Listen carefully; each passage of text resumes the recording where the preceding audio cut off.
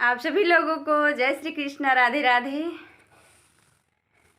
कि पियवा जात बाड़ पुलिस के बहालिया में, कि पियवा जात बाड़ पुलिस के बहालिया में, कुछ ले ले अइहा,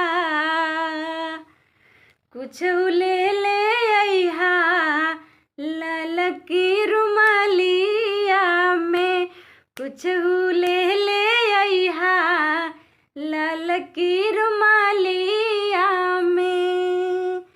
रास्ता में याद जब हमरो सताई, ललकी रुमाल लिहा सीना से लगाई। रास्ता में याद जब हमरो सताई, ललकी रुमाल लिहा सीना से लगाई।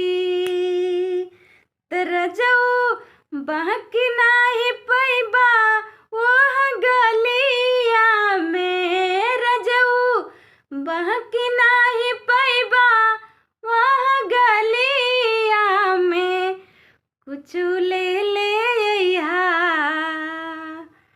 कुछ ले ले अइहा ललकी रुमालिया में।